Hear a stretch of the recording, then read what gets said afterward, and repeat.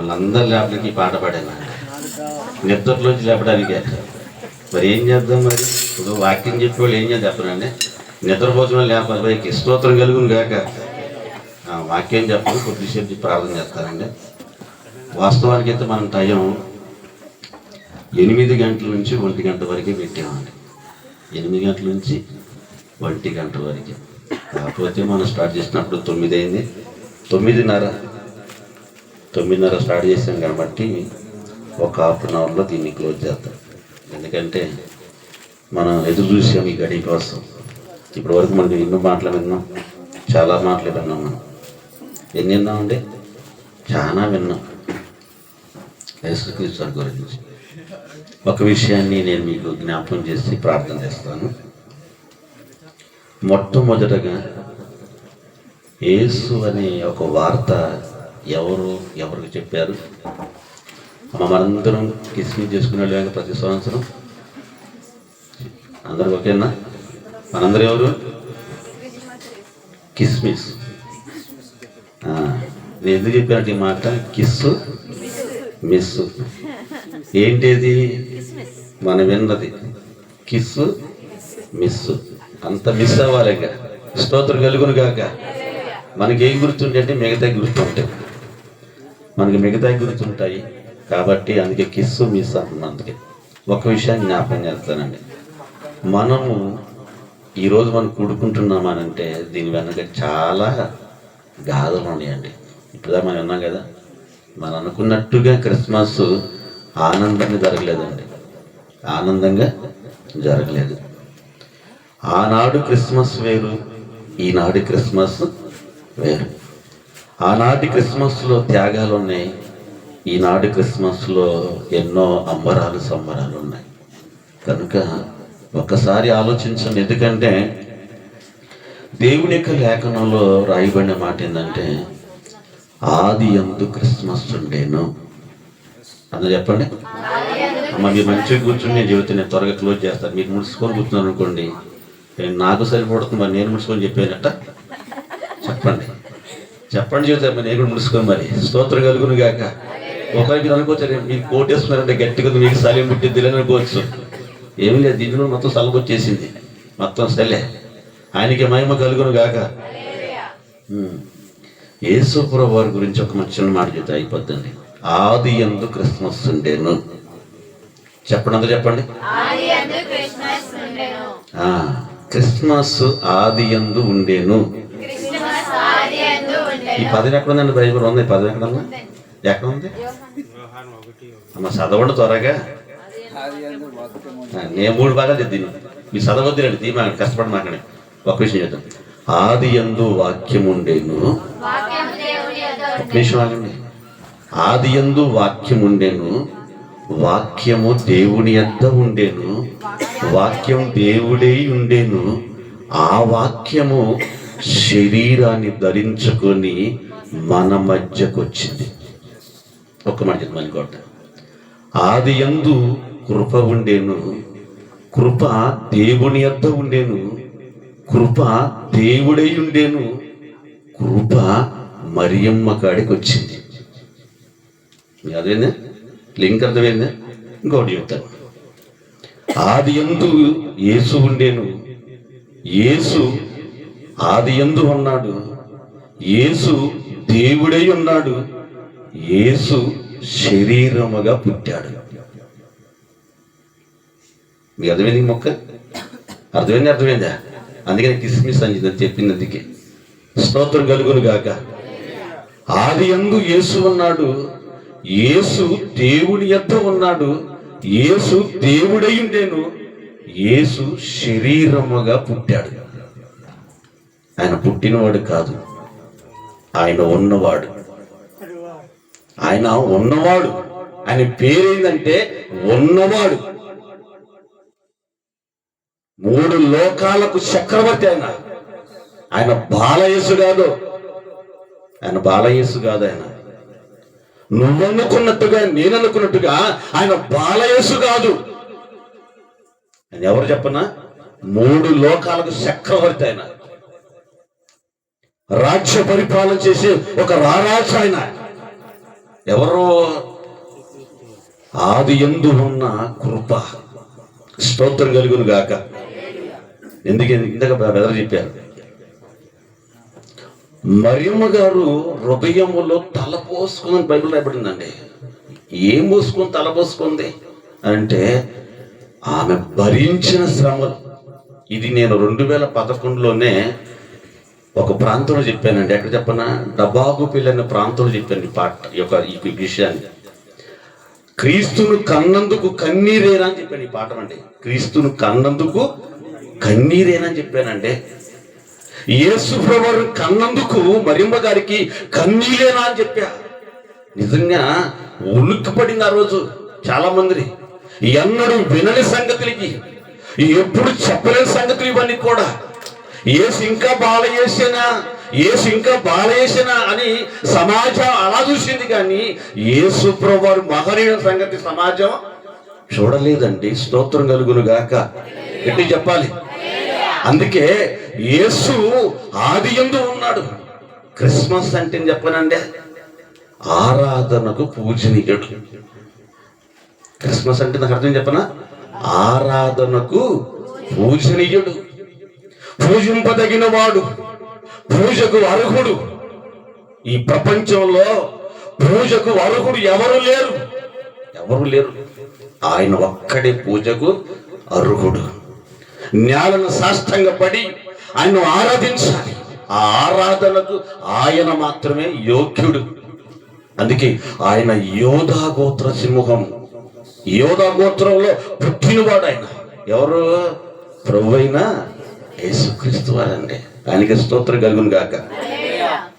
3 విషయాలు చెప్పి ప్రార్థన. నేను బైబిల్ 3 విషయాలు చెబుతా. ఒకటి, ఆయన మనుష్యుడిగా ఈ లోకానికి వచ్చాడు. ఎలా చెప్పడన్నా, ఒకటి యేసుక్రీస్తు వారు మనుష్యుడిగా ఈ లోకానికి వచ్చాడు. మనుష్యుడిగా వచ్చాడని చెప్పింది ఎవరు చెప్పారు? ఒక వైద్య శాస్త్రాన్ని నేర్చుకున్న ఒక పండితుడు చెప్పారు.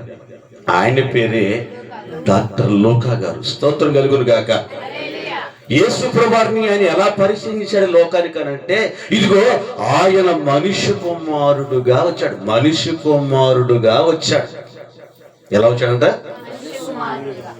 మనుష్య కుమారునిగా. కుమారుడు కాదు, మనుష్య కుమారునిగా అన్నాడు. అంటే ఒక పోలిక, ఒక రూపానికి ఒక పోలిక చెబుతున్నాడు ఆయన, అంతే. అందుకే లోకాసు వార్త 19:10 ఈ మాట రాయబడదు. మీకు తెలియాలంటే 19:10 చెప్పాడు ఈ మాట. ఆయన మనుష్య కుమారునిగా అన్నాడు. ఆయన అంటే మొదట ఎలా వచ్చాడు? ఆయన మనుష్యుడిగా వచ్చాడు. ఎవరు? దేవాది దేవుడే మనుషుడిగా వచ్చాడు ఈ లోకానికి. ఆయన ఎందుకంటే మానవ వ్యవస్థను ఆయన కాపాడటానికి మనుషుడుగా వచ్చాడు. రెండోది ఆయన సర్వశక్తిమంతునిగా వచ్చాడు. ఎలా వచ్చాడంట చూస్తారా? రోమిలకు రాసిన పత్రిక 9వ అధ్యాయంలో ఈ మాట రాయబడింది. రోమిలకు రాసిన పత్రిక 9వ అధ్యాయము 5వ చరణంలో ఈ మాట రాయబడి ఉంది. రోమ ప్రభుత్వానికి రోమ కాలంలో ఒక సంఘం ఏర్పడుతున్నప్పుడు ఒక దైవజనుడైన పౌలు గారి ద్వారాగా ఈ మాట రాయించిన దేవుడు ఏం చెప్పనా, ఆయన సర్వ అధికారము కలిగిన వాడని అంటున్నాడు అక్కడ. కనుక ఆయన కలిగి ఉండి కూడా ఒక శరీరాకారంగా ఆయన పుట్టాడు అని చెప్పాడండి. ఉందా బైబిల్లో ఉన్నమాట? దేని బట్టి అంట? శరీరాన్ని బట్టే, ఆత్మ బట్టి కాదు. యేసు ప్రభువారు ఆత్మ బట్టి కాదు, శరీరాన్ని బట్టి. నేను చెప్పా కదా, ఆది యందు ఉన్న వాక్యము, ఆది యందు ఉన్న కృప, ఆది యందు ఉన్న యేసు, ఆది యందు ఉన్న దేవుడు ఏమయ్యాడంటే శరీరాన్ని బట్టి ఆయన వారిలో పుట్టాడు. ఎవరిలో? 12 గోత్రాలలో ఒక గోత్రమైన. ఏ గోత్రం అది? యోధా గోత్రం. ఏ గోత్రం అంట? యోధా గోత్రం. ఈ యోధా గోత్రములో ఆయన ప్రధాన యాజకుడిగా, ప్రధాన కాపరిగా, ప్రధాన అధ్యక్షుడిగా యోధా గోత్రంలో పుట్టినాడు. ఎవరు? ప్రభువైన యేసుక్రీస్తు. అందుకే శరీరముగా పుట్టాడంతే, ఆత్మగా కాదండి. ఆత్మగా ఉన్నవాడు శరీరముగా పుట్టినవాడు. బాగా వినాలి, బాగా విడగొట్టా. ఆత్మగా ఉన్నవాడు శరీరముగా పుట్టినవాడు. మీకు అర్థమైంది? నాకు అర్థమైందా? ఆత్మగా ఉన్నవాడు శరీరముగా పుట్టినవాడు అంటే ఆత్మకు శరీరాన్ని దాల్చుకొని ఈ లోకానికి కన్య మరియమ్మ గర్భములో ఉదయించిన ఏకువ సుక్క. స్తోత్రం కలుగును గాక. గట్టి చెప్పాలి, ఇంకొంచెం గట్టి చెప్పాలి. కొంచెం నిద్రపోద్దామని మీరు గట్టి ముసులేసారు, బాగా భలే విసరు గట్టిగా సార్ ముసుగు, మామూలు ముసుగు కదా మరి. చాలా సంతోషం లేండి. మాకు ఎంత సరిపెట్టిన మేము ఎంత తిన్న పడుతున్నాం. ఏం చేస్తాం? ఒలుగుడు వస్తుంది, ఏం తప్పదు. ఒలుగుడు వస్తుంది. స్తోత్రం కలుగును గాక. దీనికోసం ఎంత సెట్టింగ్, మీ అందరూ నిద్రపోతారని ఏంటి ఇవన్నీ చేసాం. ఎంత గొప్ప దేవుడు అండి ఆయన. ఎవరు? ప్రభువైన యేసుక్రీస్తు. కిందకు మాట్లాడుతారు చదువు త్వరగా. ఏనంటే ఎవరు? మీకు గట్టి చెప్పాలి. ఏనంటే ఎవరు? ఏనంటే ఎవరు? ఆయన ఏమై ఉన్నాడు? సర్వ అధికారము కలిగిన వాడు. అంటే ఏంటి? భూమి యందును, భూమి కిందను, పరలోకములోను. అంటే 3 లోకాలకు చక్రవర్తి, 3 లోకాల పరిపాలనకు రారాజు. అందుకే ఈయన ఎవరయ్యానంటే సర్వ అధికారం కలిగిన వాడు. ఈయన అధికారానికి మరొకటి లేదుగా. అందుకే నాకు సర్వ అధికారము నాకు ఇయ్యబడింది. స్తోత్రం కలుగును గాక. ఎంత గొప్ప దేవుడు అండి ఆయన. ఆయన బాలయేసు కాదు, ఆయన బాలయేసు కాదు, ఆయన సర్వాధికారం కలిగిన యేసు. ఎప్పుడు యేసండి ఆయన? పుట్టినప్పుడు బాలయేసు అండి. ఇప్పటికి ఎన్ని సంవత్సరాలు ఇప్పుడు ఆయన పుట్టి? 2000కి ఈ యొక్క 25 కలపండి. 2025 సంవత్సరాల క్రితం జరిగిన సంఘటన ఇది. స్తోత్రం కలుగును గాక. మరి అంతకుముందు 4000 సంవత్సరాల చరిత్ర ఉంది. అంతకుముందు అంటే ప్రవక్తల ద్వారాగా, రాజుల ద్వారాగా, అధికారుల ద్వారాగా, యాజకుల ద్వారాగా దేవుడు ఎన్నో ప్రణాళికల ప్రకారముగా ఈ మాటలు ప్రవశించుకుంటూ తీసుకొచ్చాడు. మనం చెప్పా, యేసుక్రీస్తు ఏ సంతానంలో పుట్టాలి, యేసుక్రీస్తు ఏ స్త్రీకి పుట్టాలి, యేసు ఎక్కడ పుట్టాలి, యేసు ఎక్కడ పెరగాలి, యేసు ఎక్కడ చనిపోవాలి, యేసు ఏ గోత్రంలో పుట్టాలి, ఇవన్నీ కూడా ప్రశ్నలే. ఈరోజు క్రైస్తవులుగా మనం ఉంటున్న మనకు తెలియబడినలకి యేసు ఎక్కడ పుట్టాలి, యేసు ఏ గోత్రంలో పుట్టాలి, యేసు ఎక్కడ సరిపోవాలి, యేసు ఏ స్త్రీకి పుట్టాలి, యేసు ఏ సంతానములో పుట్టాలి, ఎక్కడ పెరగాలి, ఇవన్నీ ప్రశ్నలే. కానీ ఇవన్నీ కూడా 1 by 1 అనేక ప్రవక్తల ద్వారా దేవుడు ప్రవశించుకుంటూ రాసుకుంటూ వచ్చాడు. ఎందుకంటే యేసు ఏ సంతానంలో పుట్టాలి, ఏ ప్రవక్త పుట్టాలి, ఏ ప్రవక్త పుట్టాలి, ఆలోచించారా? యేసు ఏ సంతానంలో పుట్టాలని చెప్పడానికి ఏ ప్రవక్త పుట్టాలి? లక్షల మంది నడిపించిన నాయకుడు పుట్టాలి. ఆయన పేరే మోజేస్. స్తోత్రం కలుగును గాక. గడి చెప్పాలి. ఏ స్త్రీకి పుట్టాలని ప్రవచించాలి అని దేవుడు అనుకున్నాడు. ఏ ప్రవక్త ద్వారాగా? ఇదిగో రాజుల కుటుంబంలో పుట్టిన ఒక ప్రవక్త రావాలి. ఆయన పేరు యెషయా. యెషయా ఆయన రావాలి. క్రీస్తుకు పూర్వము 700 సంవత్సరాల క్రితం ఆయన రావాలి, లోకానికి రావాలి. రాజుల కుటుంబం వచ్చి ఆయన ద్వారా కన్య మరియమ్మ అన్న మాట ఆయన ద్వారానే ప్రవచించాడు. స్తోత్రం కలుగును గాక. ఇలా ఆలోచించుకుంటూ పోతారంటే చాలా మాటలు బైబిల్లో ఉన్నాయి. నిజమండి. ప్రశ్నలే, అన్ని ప్రశ్నలే. యేసు ప్రభువారిని సూచించడానికి నక్షత్రం పుట్టాలండి. నక్షత్రం ఎందుకు పుట్టాలకి? నువ్వంటున్నాడు నక్షత్రం చిన్నది కాదు తెలుసా? సూర్యుని కంటే 13 లక్షల రెట్లు పెద్దది నక్షత్రం. తెలుసా మీకు? సూర్యుని కంటే 13 లక్షల రెట్లు పెద్దది నక్షత్రం. అంటే 13 లక్షల సూర్యుడు కలిగితే ఒక నక్షత్రంతో సమానం అంట. అంత పెద్ద నక్షత్రము కొన్ని కోట్లు ఉన్నాయి. అన్ని కోట్ల నక్షత్రాలలో ఈ నక్షత్రమే ప్రత్యేకంగా ఎందుకు ఉండాలి? యేసును చూపించటానికి ఈ నక్షత్రము దేవుడు ఎన్నుకున్నాడు. స్తోత్రం కలుగును గాక. రెడీ చెప్పాలి. ఆ నక్షత్రాన్ని పరిశోధించిన వాళ్ళు మామూలు కాదండి. వాళ్ళు నిజమండి, చాలా గొప్పవాళ్ళు. ఆలోచించినందుకే, ఒకటి, ఆయన మనుష్యుడిగా వచ్చాడు ఈ లోకానికి. 2, సర్వ అధికారము కలిగిన వాడిగా వచ్చాడు. స్తోత్రం కలుగును గాక. 3వ విషయం చెప్తాను. తిమోతికి రాసిన మొదటి పత్రిక.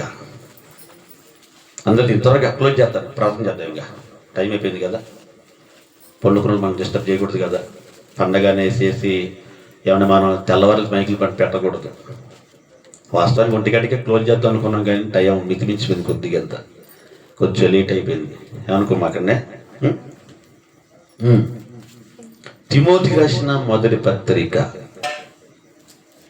ఫస్ట్ 15 వచనం చదవండి, తర్వాత 3:16 చదవండి. క్లోజ్ చేస్తా. ముందు 1:15 చదవండి. పాపులను రక్షించడం క్రీస్తు యేసు లోకమునకు వచ్చిన వాక్యము నమ్మదగినది. చూడండి, పాపులను రక్షించుటకు క్రీస్తు యేసు ఈ లోకమునకు వచ్చాడా, పుట్టాడా? వచ్చాడంటే ఉన్నాడన్నదా లేడని అర్థమా? ఉన్నాడు. వచ్చాడంటే ఉన్నాడు. ఇప్పుడు జగ్గైపేటలో ఉన్నాం, ఇక్కడికి వచ్చాం. ఉన్నాం కాబట్టి ఇక్కడికి వచ్చాం. అవునా? చెప్పండి, గట్టి చెప్పండి. ఉన్నాం కాబట్టి ఇక్కడికి వచ్చాం. అదేవిధంగా యేసు ప్రభువు ఈ లోకానికి వచ్చాడు. చదువు నాన్న. వచ్చినన్న వాక్యము ఒక భాగం నమ్మదగినదియు పూర్ణ అంగీకారమునకు. అంటే దీంట్లో ఏంటి? ఇక మరొకరు చేర్చుకోడు దీంట్లో. ఇంకా ఈ ప్రపంచంలో ఎవరు నమ్మినా నమ్మకపోయినా, ఎవరు వినకపోయినా ఈ మాట సత్యం. 14 సంఘాలకు కాపరి చేతుల మాట అనేది. 14 సంఘాలు కఠోరమైన శ్రమల్లో ఉండి, కఠోరమైన బాధలో ఉండి, కఠోరమైన శ్రమల్లో, కరువులో ఉండి, ఇబ్బందుల్లో ఉండి, కష్టాల్లో ఉండి, కన్యలలో ఉండి చెబుతున్న దైవజనుడి కన్నీటితో చెబుతున్న మాట ఇది. ఏమని చెప్పిన? ఇది పూర్ణ అంగీకారమునకు యోగ్యమైనది. స్తోత్రం కలుగును గాక. నిండు హృదయముతో, పూర్ణ హృదయముతో ఇష్టపడి చెప్పని మాట అంటే ఇది. అందుకే పూర్ణ అంగీకారమునకు ఇది ఇష్టమైందంటగా. యోగ్యమైనది ఉన్నది. అట్టి వారిలో నేను ప్రధానుడను. ఎవరు అట్టి వారిలో? పాపుల్లో ప్రధానుని. పాపుల్లో ప్రధాన పాపులు ఉన్నారు, ప్రధాన పాపులు ఉన్నారంట. పౌలు చెబుతున్న మాట ఏంటంటే, నేను ఒకప్పుడు ప్రధాన పాపిని. ఏం చెప్పానా? నేను ప్రధాన పాపిని. పాపుల్లో ప్రధాన పాపిని నేనే అన్నాడు ఆయన. ఎవరితో కాదు, పాపుల్లో ప్రధాన పాపి నేను. కాబట్టి నాలాంటి పాపులను కాపాడడానికే ఆయన ఈ లోకమునకు వచ్చెను. స్తోత్రం కలుగును గాక. ఇప్పుడు ఇదే మాట మళ్ళీ 3వ అధ్యాయం 16 వచనం త్వరగా క్లోజ్ చేస్తా. నిరాక్షేపముగా దేవభక్తిని గూర్చిన మర్మము గొప్పదై ఉంది. ఆయన సశరీరుగా ఈ లోకానికి ప్రత్యక్షమయ్యాడు. స్తోత్రం కలుగును గాక. ఎలా వచ్చాడంట? సశరీరుగా ఈ లోకానికి ప్రత్యక్షమయ్యాడు, దేవునిగా ప్రత్యక్షమయ్యాడు. దైవభక్తిని కూర్చున్న మర్మం గొప్పది. ప్రపంచ చరిత్రలో భక్తులు కనిపించని ఒక మర్మం ఏంటంటే, ఇది దైవుని కూర్చున్న భక్తిది. ఇది గొప్ప మర్మంగా ఉందంట, గొప్ప మర్మంగా ఉంది. ఆ మర్మమే ఆయన సశరీరుడిగా ఈ లోకానికి ప్రత్యక్షమయ్యాడు. మానవుడిగా వచ్చాడు, సర్వ అధికారముతో వచ్చాడు, సశరీరుడిగా ఈ లోకానికి వచ్చాడు, ప్రత్యక్షమయ్యాడు. అంటే 3 విషయాలు. ఇకపోతే 4 సువార్తలు 4 మాటలు ఉన్నాయండి. 4 సువార్తల్లో 4 మాటలు. బైబిల్ మూసాడు కదా, బైబిల్ మూసేసాడు. ఇంకా 4 సువార్తలు 4 మాటలు ఉన్నాయి. ఒకటేనా? ఒకటి మత్తయి గారు రాసిన సువార్తలో యేసు ప్రభువారిని రాజుగా చూపించాడు. ఎలా చూపించాడు? రాజుగా చూపించాడు. మీరు అనుకున్నట్టుగా మత్తయి మామూలు వ్యక్తి కాదు. మత్తయి గారు తెలుసా అండి? తెలుసా? లెక్కల్లో మత్తయి గారు మించిన వాళ్ళు ఎవరు కూడా లేరు. అందుకే మత్తయి గారు పెట్టిన పేరు చెప్పండి, ఆయన లెక్కలకు మాస్టర్. ఆయన ఎందుకు లెక్కల మాస్టర్ ఆయన అంటే, ఆయన ఇప్పుడు మనం ప్రపంచంలో కొన్ని డిపార్ట్మెంట్లు ఉన్నాయి. ఈ డిపార్ట్మెంట్లో ఒకటి కరెంట్ అకౌంట్ డిపార్ట్మెంట్ ఒకటి ఉంది. ఏంటిదంటది? Current account. దాన్ని షార్టెడ్ అకౌంట్ అంటారు. దాన్ని ఏమంటారు? దాన్ని ఈ డిపార్ట్మెంట్కి సంబంధించిన వాడి మత్తయి గారు. ఎందుకంటే రోమా అధికారం కింద పనిచేస్తున్న ఒక బిల్ కలెక్టర్. రోమ ప్రభుత్వం కింద పనిచేస్తూ ఎవడు తన స్వజాతి అంటే యూదుల్ని మోసం చేస్తూ అక్రమంగా డబ్బును సంపాదించిన వాడు. అందుకే సుంకపు గుత్తాదడు అని అన్నారు. తెలుసా? సుంకపు అంటే నీచమైన వాడు, విలువలేనివాడు, అంటే ప్రజల ధనాన్ని దోసుకునేవాడు అంటారు. స్తోత్రం కలుగును గాక. గడి చెప్పాలి. కనుక ఇతను మామూలు వాడు కాదన్నా. అందుకే లెక్కలు చెప్పగలిగిన వాడు మత్తయి. ఈ ప్రపంచంలో ఏ లెక్క చెప్పాలన్నా ఈజీగా చెప్పగలడు మత్తయి గారు. ఈజీగా చెప్పగలడు. అందుకే కరెంటు డిపార్ట్మెంట్లో పనిచేసినవాడు మత్తయి గారు. ఆలోచించండి పురమేమ. లేకపోతే ఆయన చేసండి 42 తరాల చరిత్ర ఎలా కట్టాడు మత్తయి గారు. మొదటి అధ్యాయంలో 42 తరాల చరిత్రని ఎలా లెక్కలు కట్టాడు వాళ్ళకి మత్తయి గారు. వాళ్ళకి ఎలా కట్టాడు లెక్కలకి? క్రీస్తు వంశాలు మొదలుకొని ఎన్ని గోత్రాలు రావాలి, ఎన్ని తరాలు రావాలి, ఈ తరాల జనాన్ని ఎలా లెక్కలు కట్టాడు మత్తయి గారు. చాలా మంది మత్తయి గారికి చదువు రాదని అన్నారు. తెలుసా? బోధించేవాళ్ళే. మత్తయి గారు చదువు కాదు, మత్తయి గారు లెక్కల మాస్టర్. సూత్రం కలుగును గాక. అని చెప్పాలి. ఆయన అంత అక్రమ సొమ్మును పోగు చేసుకున్నవాడు. తెలుసా? వాళ్ళకి యూదులు కాడ ఏమంటే అధిక డబ్బును వసూలు చేసుకొని డబ్బును సంపాదించుకున్నాడు మత్తయి. అందుకే సుంకపత్తి అంటారు. సుంకపు పన్నులు వసూలు చేసుకుంటా భయంకరంగా రూపాయికి 4 రూపాయలు వసూలు చేసేవాడు. అధికంగా వసూలు చేశాడు. అందుకే అంత భయంకరంగా వసూలు చేశాడు. కాబట్టి తన స్వజాతిలో మత్తయికి విలువ లేదు. విలువలేని బతుకది. కనుక విలువలేని బతుకుకి విలువని ఇవ్వగలిగిన ఒక రాజు వచ్చాడు. స్తోత్రం కలుగును గాక. అందుకే మత్తయి నీవు వచ్చి నన్ను వెంబడించాడు. అంతే, ఒక్కటే మాట అన్నాడు. ఆయన జీవితమే తారుమారైపోయిందని మనం చదువుకుంటున్నాం. ఏమైనా చేయగలడు. కథ మొత్తం మత్తయి కథ మొత్తం మార్చగలిగిన దేవుడు ఒక్కడే. స్తోత్రం కలుగును గాక. అందుకే ఆయన యేసు ప్రభువారిని రాజుగా చూపించాడు మత్తయి గారు. సింపుల్ క్వశ్చన్ ఇది. రెండోది మార్కు గారు. నిజం మార్కు సువార్త చదివితేనండి, మధ్యపద్య సువార్త చదివితే మనకి ఎక్కడ తొందరగా అది. కానీ అందులో ఎంతో అద్భుతమైన సందర్భాలు దాంట్లో ఉన్నాయి. ఆయన ఎలా తీర్చాడు యేసు ప్రభువారిని అంటే, ఆయన పరిచారకుడిగా తీర్చాడు. ఆయన ఎలాగంట? పరిచారకుడు. అందుకే పరిచారకుడు పరిచర్యకు వచ్చాడు తప్ప పరిచర్యం చేయించుకోవడానికి రాలేదు అన్నాడు. అంటే ఏంటి? ఒక పనివాణిగా చూపించాడు యేసు ప్రభువారిని. పనిచేసే ఒక సేవకుడిగా చూపించాడు మార్కు గారు. నిజం చాలా అద్భుతం.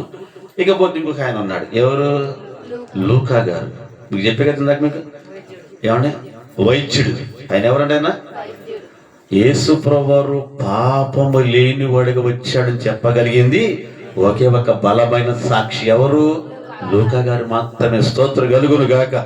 గడి చెప్పాలి. అందుకే ఆయన ఎలా చూడాడంటే మనుషునిగా చూపించాడు. ఆయన ఎలా చూడాడంటే మనుషునిగా చూపించాడు. ఆయన మనుష్య కుమారునిగా. ఇంకొక ఆయన ఉన్నాడు. ఎవరు? యోహాన్ గారు. యేసు రొమ్మున ఆనుకొని ఒక అన్నాడు, ఆయన పేరు యోహాను గారు. ఆయన ఎలా చూచాడు యేసుప్రభు వారిని అంటే, ఈయన దేవుని కుమారుడుగా చూపించాడు. ఆయన ఎలాగంట? దేవుని కుమారుడిగా. ఎంత గొప్ప సంగతి అండి ఇదలకి. నలుగురు 4 రీతులుగా యేసుప్రభు వారిని సమాజానికి అందించారు. 4 రకాలుగా 4 విధాలుగా యేసుప్రభు వారిని ప్రపంచానికి అందించారు. వీళ్ళు అందించడానికి వెనక కొన్ని జీవితాల త్యాగాలు చేయబడ్డ. స్తోత్రం కలుగును గాక. ఎడి చెబుదాం. ఒక చిన్న మాట చెప్పిన ప్రార్థన చేయనా? ఇష్టపడతాను మీ అందరూ? Okay, right. అన్నారు కదా, గట్టిగా గుర్తుంచుకోండి. ఇంకా ఎవరు అన్నారో వాళ్ళు గుర్తుంచుకోండి. ముందు ఒకటే స్టార్ట్. నేటి క్రైస్తవ భక్తులు యేసుప్రభు వారిని సమాజానికి క్రిస్మస్ని ఎలా సెలబ్రేషన్ చూపిస్తారు? మీకు అర్థమైందా? మీకు అర్థమైందండి? ఏది గుళ్ళ బాధ అందరికి కలిగి ఎట్టి చెప్పాలి. స్తోత్రం కలుగును గాక. మనం ఎలా చూపించాలండి? చెప్పగలండి. మనం ఎలా చూపించాలి? ఇప్పుడు బాగా ఒకటేనండి. ఆరాధన చేసింది ఒక్కళ్ళు, ఓకేనా? ప్రకటించింది ఒక్కళ్ళు, అందించింది ఒక్కళ్ళు. మీకు అర్థమైందా? ఆరాధించింది ఒకళ్ళు, ప్రకటించింది ఒకళ్ళు, అందించింది ఒకళ్ళు. సింపుల్ క్వశ్చన్ దీంట్లో. యేసుప్రభు వారిని అందించింది ఎవరు చెప్పనా? యేసేపు, మరియమ్మ. ప్రపంచానికి అందించారు వీళ్ళు. ఆరాధించింది ఎవరు చెప్పనా? తూర్పు దేశపు జ్ఞానులు. మరి ప్రకటించింది ఎవరు చెప్పనా? గొర్రెల కాపర్లు. స్తోత్రం కలుగును గాక. గడి చెప్పాలి. 3 చెప్పారు. 3 వచ్చినాయి, 3 రాలేదా? అందించింది ఒకళ్ళు, ఆరాధించింది ఒకళ్ళు, ప్రకటించింది ఒకళ్ళు. ప్రకటించింది గొర్రెల కాపర్లు, ఆరాధించింది జ్ఞానులు, అందించింది దీన స్థితిలో ఉన్న ఒక ఫ్యామిలీ. స్తోత్రం కలుగును గాక. ఇప్పుడు ఈరోజు మనము యేసుక్రీస్తు వారిని ఎలా అందించాలి? ఇప్పుడు అందించే వాళ్ళే దేవునికి కావాలి. అందించేవాళ్ళు కావాలి దేవునికి. అందించేవాళ్ళు అంటే ఆయనకి మహా ఇష్టం. ఆ ఒక పదం ఆడాడు. ఏం చెప్పన్నా? సర్వోన్నతమైన స్థలములో ఆయనకి ఇష్టమైన ప్రజలకు సమాధానము కలుగును. ఆయనకి ఇష్టమంటే చెప్పనండి, యేసుప్రభు వారిని అందించే పనిలో నేను కూడా ఉండాలని ఇష్టపడతాను. చూసినవా? ఆ ఇష్టమైన వారికి సమాధానమును కలుగునుగాక. స్తోత్రం కలుగునుగాక. అర్థమైనా? ఎన్ని చెప్పా? కిస్సు, మిస్ అయిపోయింది మొత్తం. ఇప్పుడు మీరు 1 గంట తర్వాత టీ తాగిన తర్వాత మీరు అడగండి, కిస్సు, మిస్. ఇక మళ్ళీ నెక్స్ట్ సండే కూడా ఇంకేమండవు. ఎన్ని మొత్తం బుస్సు. అందుకే చెవి గలవాడు బుస్సు. ఇది పోయింది. ఎక్కడ ఈ చెవులు లేదు, ఈ చెవులు లేదు, ఇంకేడుతున్నాం మొత్తం. అన్ని పోయింది, అన్ని ఉష్టు. స్తోత్రం కలుగును గాక. అందుకే చెవు గలవాడు వినుగాక. అంటే చెవు లేదనే ఉంది. కాకపోతే ఏంటంటే జాగ్రత్తగా దాన్ని వినాలి. అందుకే 3 విషయాలు మళ్ళీ వినాలి, చూడాలి, చెప్పాలి. నేను బైబిల్ తీట్లా, వాళ్ళకి బైబిల్ అని చెప్తాను నీకు తీట్లా. 1 చూడాలి, 2 వినాలి, 3 ప్రకటించాలి. ఇప్పుడు ఈ 3 వచ్చి చెప్పండి. చేసిన తర్వాత చెప్పనా? చాలా మంది స్కిట్లు ఎత్తారు కదా మన క్రిస్మస్ పండుగ అప్పుడు. అన్న కూడా చెప్పిండు కదా స్కిట్లు, పాపం గుర్తులేదు అందుకే. ఇంకా ఒకటి చెప్పిండు, ఒకటి చెప్పేద్దని చెప్పిండు కానీ ఎందుకో మొత్తానికి పక్కకు పోయింది. మాకు ఎవరు అందుబాటు లేదు, హీరోలు లేరు, హీరోయిన్లు లేరు. స్తోత్రం కలుగును గాక. మేము అనుకోండి ఏసేపు ఏం చేసి రావాలి, ఆ ఏసేపు ఆటలు మాకు తెలియదు వాళ్ళకి. స్తోత్రం కలుగును గాక. అంటే చేసి చూపించాలి, కరెక్ట్గా చేసి చూపిస్తే బాగుంటుందిలే. కానీ ఏం టైం అయితే మాకు దగ్గర మాకు లేకపోయిందా? ఆయనకి మహిమ కలుగును గాక. గొల్లలు అంటే అక్కడ రాయబడి అట్లా చాలా మంది చెప్తారండి, తప్పుగా అనుకోమాకండి. గొల్లలను పదం వాడతారండి, వాస్తవానికి బైబిల్లో పదం ఇక్కడ లేదండి. అందుకే ప్రకటించేవాడికి జ్ఞానం ఉండాలి. ఆ పదం దేవుడికి రాయించలే, అందుకే ఆ పదం మనం వాడకూడదు వాళ్ళకి ఎవరు కూడా అక్కడ. కానీ బైబిల్లో రాయబడిన పదం ఏం చెప్పనండి, గొర్రెల కాపరులు. దావీదు గొర్రెలు కాసిండు, యాకోబు గొర్రెలు కాసిండు, ఏశావు గొర్రెలు కాశారు, లోతు గొర్రెలు కాసిండు, మోషే గొర్రెలు కాసిండు. చివరికి యేసు ప్రభువుని మంచి గొర్రెలకు నేను కాపరిని అన్నాడు ఆయన. కనుక బైబిల్లో అన్నమాట ఏంటంటే ఆయన గొర్రెల కాపరి. గొర్రెల కాపర్లకు ఒకటి ప్రత్యక్షమైంది. అక్కడ 3 ఉన్నాయి. ఏం చెప్పనా, వాళ్ళు విన్నారు, వాళ్ళు చూశారు, వాళ్ళు చెప్పారు. 3 వచ్చినాయా? చెప్పినాయా? 3 వచ్చినాయా? ఎన్ని వచ్చినాయి? 1 విన్నారు, 2 చూశారు, 3 చెప్పారు. బైబిల్లో అలానే ఉంది. నిజమైన క్రిస్మస్ అంటే ఏం చెప్పనండి, 1 చూడాలి.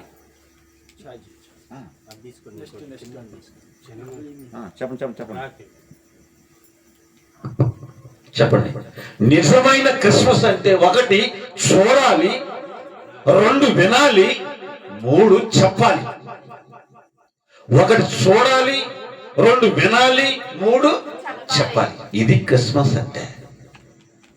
చూసిన దాన్ని వినాలి, విన్న దాన్ని అందించాలి. ఇది క్రిస్మస్. స్తోత్రం కలుగును గాక. ఎటు చెప్పాలి? ఆయనకి మహిమ కలుగును గాక. కాబట్టి దేవుడు మన కొరకు రాయించిన ఈ అమూల్యమైన వాక్కులు ప్రతి వినికిడిలో దేవుడు దీవించునుగాక. ఆమేన్. Happy happy Christmas. గట్టిగా చెప్పండి. మీరు చెప్పరా?